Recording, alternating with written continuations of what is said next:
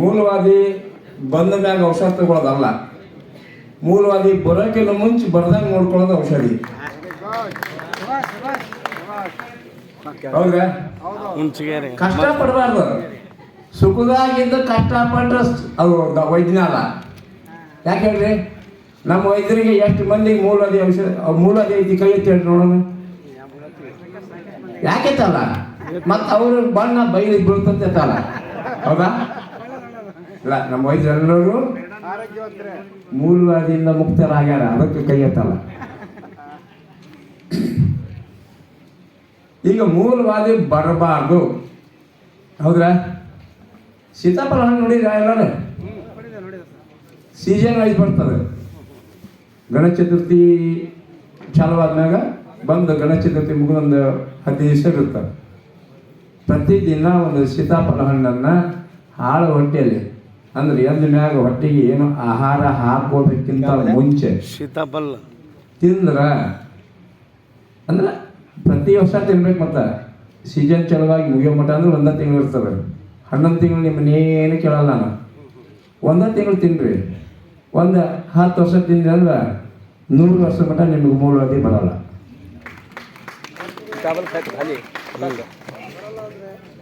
ಇನ್ನೊಂದು ನವಣಕ್ಕಿ ನೋಡಿಯಲ್ಲ ಎಲ್ಲರೂ? ಅನ್ನ ಮಾಡ್ತಿದ್ರಲ್ಲ ಅವಾಗ. ಅರ್ಕನೇ ಬೇರೆ, ನವಣಕ್ಕಿನೇ ಬೇರೆ. ಪ್ರತಿ ವಾರ ಒಂದು ಟೈಮು, 3 ಟೈಮ್ ಅಲ್ಲ, 1 ಟೈಮು ನವಣಕ್ಕಿಯನ್ನ ಮಜ್ಜಿಗೆ ಇಲ್ಲಾರೆ ಹುಳ್ಳೆಕಾಳು ಹುರಿದು ಸಾಂಬಾರು ಮಾಡ್ತಾರೆ. ಅದನ್ನ ತಿಂದ್ಕೊತ ಬಂದ್ರೆ ಜೀವನ ಪರ್ಯಂತ ಮೂಲವಾದಿ ಬರಲ್ಲ. ಬಂದಾಗ ಔಷಧಿ ಇದು ಬರ್ಲಾದಂಗೆ ನೋಡ್ಕೊಳ್ಳೋದಾತ. ಬಂದವ್ರಿಗೆ ಒಂದೇ ಮೂಲಿಕೆ ಐತಿ. ದಯವಿಟ್ಟು ನಮ್ಮ ವೈದ್ಯರು ಸ್ವತಃ ತಾವೇ ತಯಾರಿಸ್ಕೊಡ್ಬೇಕು. ಶತಾವರಿ ಪುಡಿ, ಹಲವು ಮಕ್ಕಳ ಬೇರು. ಹೌದ್ರಾ? ಮಾರ್ಕೆಟ್ನಾಗ ಸಿಗ್ತೈತಿ ಪೌಡರ್, ತರಬೇಡ್ರಿ ದಯವಿಟ್ಟು. ನೀವು ಬೇಕಂದ್ರೆ ಅಡವಿಗೆ ಹೋಗಿ ನೀವೇ ಎಪ್ಕೊಂಬರ್ರಿ. ಒಂದು ಇಲ್ಲ ಅಂದ್ರೆ ಮಾರ್ಕೆಟ್ನಾಗ ಅದ್ರ ಬೇರು ಸಿಗ್ತೈತಿ. ಬೇರು ತಂದು ಪುಡಿ ಮಾಡಿ ಇಟ್ಕೊಂಡು ಕೊಡ್ರಿ. ಪುಡಿ ತಗೊಂಬಂದು ಕೊಡ್ಬೇಡ್ರಿ. ನಾನು ಎರಡನ್ನ ನೋಡೀನಿ. ಪುಡಿ ತಂದು ಕೊಟ್ಟಿದ್ದು ನೋಡೀನಿ, ನಾನು ಪುಡಿ ಮಾಡಿ ಕೊಟ್ಟಿದ್ದು ನೋಡೀನಿ, ಸ್ವತಃ ನಾನೇ ಕಪ್ಪತ್ ದುಡ್ಗೆ ಹೋಗಿ ತಗೊಂಡ್ಬಂದು ಪುಡಿ ಮಾಡಿ ಕೊಟ್ಟಿದ್ದು ನೋಡೀನಿ. ಕಾರಣ ಅಂದ್ರೆ ನಮಗೆ ಫಲಿತಾಂಶ ಕರೆಕ್ಟಾಗಿ ಸಿಗಬೇಕಂದ್ರೆ ಸ್ವತಃ ನಮ್ಮ ಕೈಯಾರೆ ನಾವು ಮಾಡಿದ್ದನ್ನು ನಮ್ಗೆ ವಿಶ್ವಾಸ ಇರುತ್ತೆ. ಅಷ್ಟೇ ನಾನು ಹೇಳೋದು, ಹೆಚ್ಚಿಗೆ ಏನು ಹೇಳಕ್ ಹೋಗಲ್ಲ. ಅದನ್ನ 7 ದಿನ ಶತಾವರಿ ಪುಡಿಯನ್ನ 7 ದಿನ ಬೆಳಗ್ಗೆ 1 ಟೀ ಸ್ಪೂನ್ 1 ಗ್ಲಾಸ್ ಮಜ್ಜಿಗೆ ಹಾಕಿ ನೆನೆ ಹಾಕಿ ಒಂದೇನ ಮುಚ್ಚಿಟ್ಬಿಡ್ಬೇಕು. ರಾತ್ರಿ ಊಟ ಮಾಡಿ ಮಲ್ಕೊಳ್ಳೋ ಮುಂದೆ ಅದನ್ನೇ ಮತ್ತೊಮ್ಮೆ ಕೈ ಆಡಿಸಿ ಕುಡ್ಕೊಂಡು ಮಲ್ಕೋಬೇಕು. ಮಲ್ಕೊಳ್ಳೋಕ್ಕಿಂತ ಮುಂಚೆ ಮತ್ತೊಂದು ಗ್ಲಾಸ್ ಮಜ್ಜಿಗೆ ತಗೋಬೇಕು. ಇನ್ನು ಟೀ ಗ್ಲಾಸ್ ಒಂದು ಟೀ ಪೌಡರ್, ಟೀ ಚಮಚದಷ್ಟು ಪೌಡರ್ನ ಹೊಳ್ಳಿ ಹಾಕಿ 1 ಗ್ಲಾಸಿಗೆ ತಿರ್ಗಾ ಮತ್ತೆ ಹಾಕಿ ಮುಚ್ಚಿಟ್ಬಿಡ್ಬೇಕು. ಮುಂಜಾನೆ ಎದ್ದು ಮುಖ ತೊಳ್ಕೊಂಡು ಮತ್ತೆ ಅದನ್ನು ಕುಡಿಬೇಕು. ಅಂದ್ರೆ ರಾತ್ರಿ ಹಾಕಿದ್ದು ಬೆಳಗ್ಗೆ ಹಾಕಿದ್ದು ರಾತ್ರಿಗೆ 7 ದಿನ ಕೊಡ್ಬೇಕಿದ್ನ. ಅದರಾಗ 3 ದಿನ ಪಥ್ಯ ಮಾಡಕ್ಕೆ ಹಚ್ಬೇಕು. ನವಣಕ್ಕಿಯನ್ನ ಸಪ್ಪಂದು, ಮಜ್ಜಿಗೆ ಸಪ್ಪಂದು, ಉಪ್ಪು ಖಾರ ಹುಳಿ ಏನಿಲ್ಲ. ಎರಡನ್ನು ನೀವು 3 ದಿನ ಅವ್ರಿಗೆ ತಿನ್ನಿಸಿದ್ರ 1 ವಾರ ಔಷಧ ಕೊಟ್ಟು ಅವನಿಗೆ ಜೀವನ ಪರ್ಯಂತ ಮೂಲವಾದಿ ಬರಲ್ಲ. ಕರೆಕ್ಟಾಗಿ ಪಥ್ಯ ಮಾಡಿದ್ರೆ ಮಾತ್ರ ಹೋಗುತ್ತಾ, ಇಲ್ಲ ಅಂದ್ರೆ ಸಾಧ್ಯನೇ ಇಲ್ಲ. ಅಕಸ್ಮಾತ್ ನಾವು ಇದು ಕೊಟ್ಟು ನನಗೆ ಹೋಗಿಲ್ರಿ ಡಾಕ್ಟರ್ ಅಂತ ಬಂದಂದ್ರೆ ನೀ ತಪ್ಪು ಮಾಡಿ ಅಂತ ನೀವು ಖಂಡಿತ ಹೇಳ್ಬೇಕು. ಯಾಕಂದ್ರೆ ಬೇಕಾದ್ರೆ ನೀವು ಯಾರಾದ್ರೂ ಮಾಡ್ಕೊಂಡು ನೋಡಿ ಅದು ಅನುಭವ ತಗೊಂಡು ನೀವು ಮಾಡಿ ಮುಂದೆ. ಸರಿ ರೀ, ನಮ್ಗೆ ಈ ಸದ್ಯಕ್ಕೆ ಶತಾವರಿ ಸಿಗಂಗಿಲ್ಲ, ಏನು ಮಾಡೋದು? ದೇಶಿ ಆಕಳ ಮನ್ಯಾಗ ನಿಮ್ಮ ಮನೆಗಿದ್ರೆ ಓಕೆ, ಇಲ್ಲ ಅಂದ್ರೆ ಆಜು ಬಾಜು ಮನ್ಯಾಗ ಪ್ಯಾಟೆ ಸಿಗಲ್ಲ, ದಯವಿಟ್ಟು ಹೋಗ್ಬಿಟ್ರೆ ಆಜು ಬಾಜು ಮನ್ಯಾಗ ಹಳ್ಳ್ಯಾಗ ಸಿಗ್ತದೆ. ಆಜು ಬಾಜು ಮನ್ಯಾಗ ಇಳಿದ ಆಕಳ ಇರ್ತೈತಿ, ಅಂದ್ರೆ ಹಸು ಹಾಲನ್ನು ಕೊಡೋ ಆಕಳ ಒಂದು ಗ್ಲಾಸ್ ಹಸಿಯ ಹಾಲು ಅಂದ್ರೆ ತಕ್ಷಣ ಹಿಂಡಿದ ಹಾಲು ಒಂದು ಗ್ಲಾಸಿಗೆ, ದೊಡ್ಡದಿದ್ರ ಅರ್ಧ ನಿಂಬೆ ಹಣ್ಣಿನ ರಸ ಹಾಕ್ಬೇಕು. ಅದಕ್ಕೆ ಸಣ್ಣದಿದ್ರ ಎರಡನ್ನು ಕೂಡ ಎರಡು ಹೋಳನ್ನು ಹಾಕಿ ಸ್ವಲ್ಪ ಕಲಿಸಿ ತಕ್ಷಣ ಕುಡ್ಕೋಬೇಕು. ಹಿಂಗೆ ನೀವು 7 ದಿವಸ ಮಾಡಿದ ಸಹಿತ ಮೂಲವ್ಯಾಧಿ ಬರಲ್ಲ. ಅವಕಾಶಕ್ಕಾಗಿ ಧನ್ಯವಾದಗಳು. ಸಾಕಷ್ಟಲ್ಲ ಇದೆ, ಹೆಚ್ಚಿಗೆ ಬೇಕಾದ್ರೆ ಇನ್ನೇ ನೋಡೋಣ ಟೈಮ್ ಸಿಕ್ಕಾಗ. ನನ್ನ ನಂಬರ 94 44 18 94 48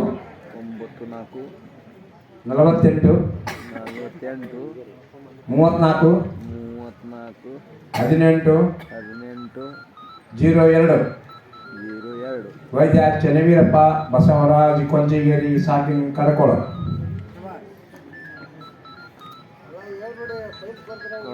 ಸರಿನಾ? ಓಕೆ. ಹಲೋ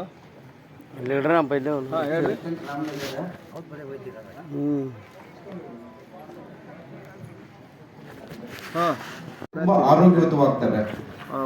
ಸೊ ಇನ್ನು ಕೆಲವು ಅಂಗಗಳಿಗೆ ಅಂದ್ರೆ ಶರೀರದಲ್ಲಿರ್ತಕ್ಕಂಥ ಜೀರ್ಣಾಂಗ ವ್ಯವಸ್ಥೆಗೆ ನಾವು ತುಂಬಾ ಕಡಿಮೆ ಕೆಲಸ ಕೊಟ್ಟಾಗ ಏನಾಗ್ತವೆ ಅಂದ್ರೆ ಅವು ಶಕ್ತಿಯುತವಾಗ್ತವೆ.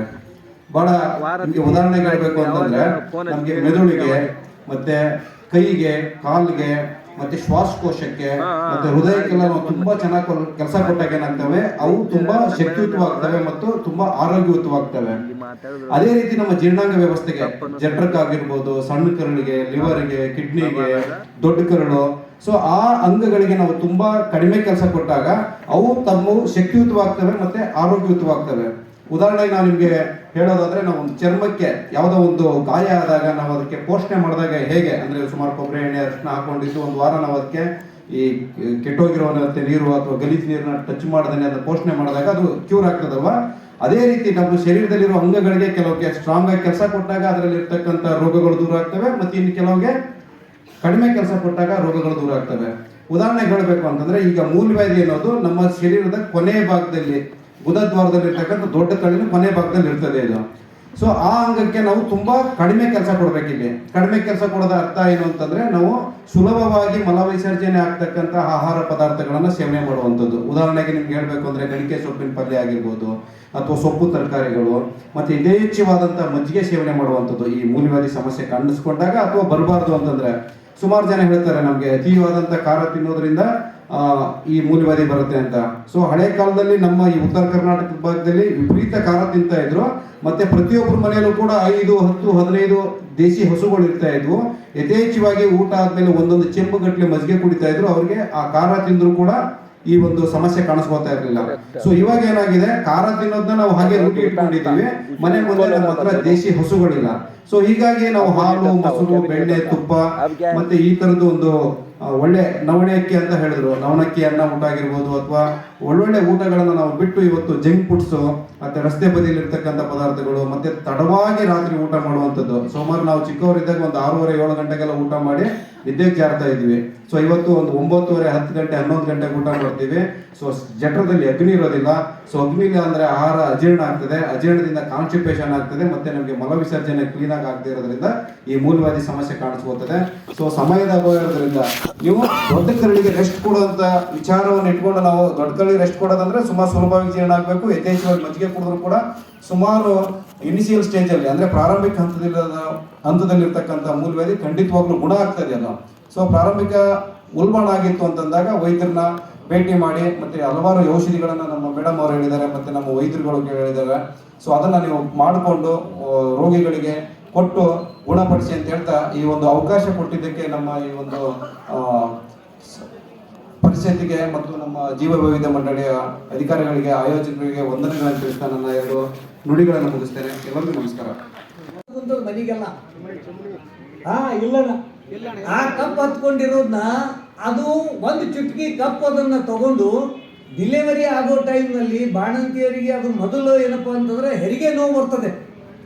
ಹೆರಿಗೆ ನೋವು ಜಾಸ್ತಿ ಬರೋ ಟೈಮ್ನಲ್ಲಿ ಈ ಶಾವಿಗೆ ಇರ್ತಾವಲ್ಲ, ಮನೆಗೆ ನಾವು ಪಾಯಸ ಮಾಡ್ತೀವಿ ಶಾವಿಗೆ, ಆ ಶಾವಿಗೆನ ಕುದಿಸ್ಕೊಂಡು ಅದು ರೆಡಿ ಮಾಡ್ಕೊಂಡು ಆಗಿದ ತಕ್ಷಣ ಅದು ಬಸಿತೀವಿ, ಅದ್ರದ್ದು ನೀರು ಬರ್ತದೆ. ಆ ನೀರಿನಲ್ಲಿ ಆಕಳು ತುಪ್ಪ ಹಾಕಬೇಕು. ನಿಮ್ಮಲ್ಲಿ ಸಾಧ್ಯ ಇದ್ರೆ ಒಂದು 2-3 ಚಮಚದಷ್ಟು ಒಂದು ಗ್ಲಾಸ್ ನೀರಿಗೆ ಆಕಳು ತುಪ್ಪ ಹಾಕಿಬಿಟ್ಟು ಅದರಲ್ಲಿ ಈ ಮದ್ದು ಒಂದು ಚುಟ್ಕಿ ಹಾಕ್ಬೇಕು ಅದರಲ್ಲಿ ಹಾಕಿ ಚೆನ್ನಾಗಿ ಅಳ್ಳಾಡಿಸ್ಕಿಸಿದ್ರೆ ಅವಳಿಗೆ ಬಾಣಂತಿಗೆ ಗೊತ್ತೇ ಆಗ್ಬಾರ್ದು ಹೆರಿಗೆ ಬರೋಳಿಗೆ ಅವಳಿಗೆ ಕುಡಿಸ್ಬಿಡ್ಬೇಕು. 10 ಇಲ್ಲ 15 ನಿಮಿಷದಲ್ಲಿ ಡಿಲಿವರಿ ಆಗ್ಬಿಡುತ್ತೆ ನಾರ್ಮಲ್. ಅದು ಆಗಲಿಲ್ಲಪ್ಪ ಅಂತಂದರೆ ತಿರ್ಗಾ ಮತ್ತೊಂದು ಸಾರಿ 10-15 ನಿಮಿಷ ಬಿಟ್ಟು ಮತ್ತೊಂದು ಸಾರಿ ಅದೇ ಥರ ಮಾಡಿ 2ನೇ ಸಾರಿಗೆ ಭಾಗ್ಯ ಆಗುತ್ತೆ. ಎಂಥ ಸಖತ್ತಾಗಿ ಹಾಡು ಗಟ್ಟಿ ಹೆಣ್ಮಗಳು ಆಗದೆ ಹೋದ್ರೂ ಕೂಡ 3ನೇ ಸಾರಿ ಮಾಡಿದ್ರು ಆಗುತ್ತೆ. ಇದರಿಂದ ಯಾವ ಸೈಡ್ ಎಫೆಕ್ಟ್ ಇಲ್ಲ, ಏನಿಲ್ಲ. ನೀವು ಎನಿ ಟೈಮ್ ಯಾವಾಗ ಬೇಕಾದ್ರೂ ಮಾಡಿ ನೋಡಿ. ನಾರ್ಮಲ್ ಡೆಲಿವರಿ ಅವ್ರು ಹೇಳ್ತಾ ಇದ್ರು 50,000 ಎಲ್ಲೋ ಸಿಜರಿನ್ ಮಾಡ್ಲಿಕ್ಕೆ ತೊಗೊಳ್ತಾರ್ರಿ, ಹಾಗೆ ಹಿಂಗೆ ನಿನ್ನೆ ಹೇಳಿದ್ರು ಯಾರೋ ಒಬ್ಬರು ಮಿತ್ರರು. ಅದಕ್ಕೆ ಏನಾನ ಸೈಡ್ ಎಫೆಕ್ಟ್ ಇರ್ಬೋದೇನೋ, ತೊಂದರೆ ಇರ್ಬೋದೇನೋ, ಯಾವ ಬೇರೆ ಯಾವ ನಕ್ಷತ್ರದಲ್ಲಿ ತಂದು ಕಟ್ಟಬೇಕು. ಆದ್ರೆ ನಾನು ಹೇಳೋದಕ್ಕೆ ಯಾವುದೇ ಸೈಡ್ ಎಫೆಕ್ಟ್ ಇಲ್ಲ. ಧಾರಾಳವಾಗಿ 1 ಸಾರಿ 2 ಸಾರಿ 3 ಸಾರಿ ಮಾಡ್ಬೋದು. ಆದ್ರೆ ಆಕಳು ತುಪ್ಪನೇ ಬೇಕು, ಇದನ್ನ ನೆನಪಿಟ್ಕೊಳ್ಳಿ. ದೇಸಿ ಈ 2 ಮಾತುಗಳನ್ನು ಹೇಳಲಿಕ್ಕೆ ನನಗೆ ಅವಕಾಶ ಮಾಡಿಕೊಟ್ಟಂತ ತಮ್ಮೆಲ್ಲರಿಗೂ ಹಾಗೂ ಈ ನಮ್ಮ ಪಾರಂಪರಿಕ ವೈದ್ಯ ಮಂಡಳಿ ಮತ್ತು ಎಲ್ಲರಿಗೂ ನನ್ನ ಅನಂತ ಧನ್ಯವಾದಗಳು. ನಂಬರ್ 6360189044.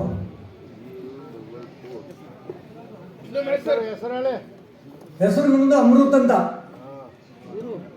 6360189044. ಸರ್ ನಮ್ದು ಗುಲ್ಬರ್ಗ. ಆಯ್ತು, ಧನ್ಯವಾದಗಳು. ಮುಂದ್ಗಡೆ ಇರುವಂಥ ಎಲ್ಲ ವೈದ್ಯ ಮಿತ್ರರೇ ನಮಗೆ ಮೂಲಭೂತ ವಿಷಯ ಕೊಟ್ಟಿದ್ದಾರೆ. ಆದರೆ ನಾನು ಅದಕ್ಕೆ ಸಂಬಂಧಪಟ್ಟಂಥ ವಿಷಯ ಮಾತಾಡ್ತೀನಿ.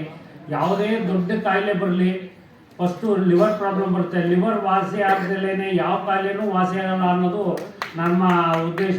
ಫಸ್ಟು ಲಿವರ್ ಪ್ರಾಬ್ಲಮ್ನ ಸಾಲ್ಯೂಷನ್ ಮಾಡ್ಕೊಳ್ಳಿ, ಎಲ್ಲ ಕಾಯಿಲೆನೂ ತಾನಾಗೆ ವಾಸಿ ಆಗುತ್ತೆ ಅನ್ನೋದು ನನ್ನ ಉದ್ದೇಶ. ಆಮೇಲೆ ಅದಕ್ಕೆ ಟ್ರೀಟ್ಮೆಂಟ್ ತಗೋಬೋದು.